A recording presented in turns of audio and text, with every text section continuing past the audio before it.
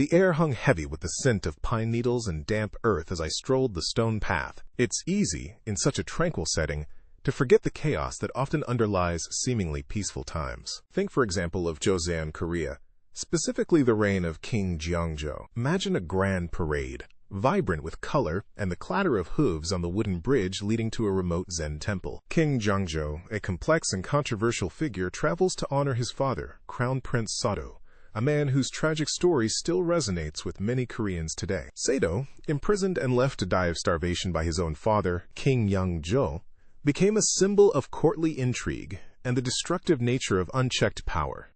Jeongjo's journey to the temple was more than just a filial pilgrimage. It was a carefully orchestrated political performance, a way to honor Sado's memory, consolidate his own authority, and signal a shift away from the factionalism that had plagued his grandfather's reign.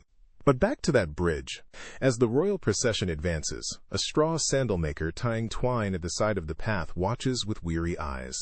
He's seen too many parades, too much pomp and circumstance, while his own life remains a constant struggle for survival. The weight of tradition and social hierarchy presses upon him like the rough straw beneath his calloused fingers.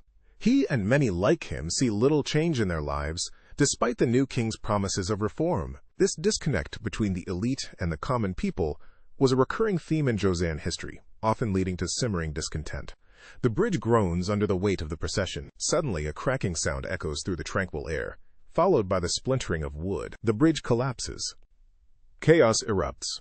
The carefully choreographed parade descends into a scramble of panicked horses, overturned palanquins, and injured courtiers. The sandal maker, caught in the surge, is thrown to the ground.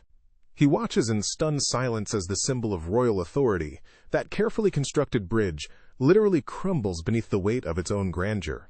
Was this an accident, or, as some whispered later, an act of sabotage by factions still opposed to Jeongjo's reforms? This bridge collapse, real or imagined, serves as a metaphor for the precarious nature of power and the unpredictable forces that shape history. Jeongjo, like many rulers before and after him, attempted to construct a strong and stable kingdom. He initiated reforms, promoted talented individuals based on merit, and attempted to heal the wounds of the past. Yet his reign, like that collapsing bridge, was constantly under threat. Factionalism, courtly intrigue, and the weight of tradition undermined his best intentions.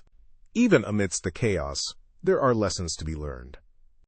Jeongjo's vision for a more just and stable Joseon, while ultimately incomplete, provides us with an example of how leaders can attempt to bridge divides and build a better future. The sandal maker, watching the aftermath of the bridge collapse, understands that real change requires more than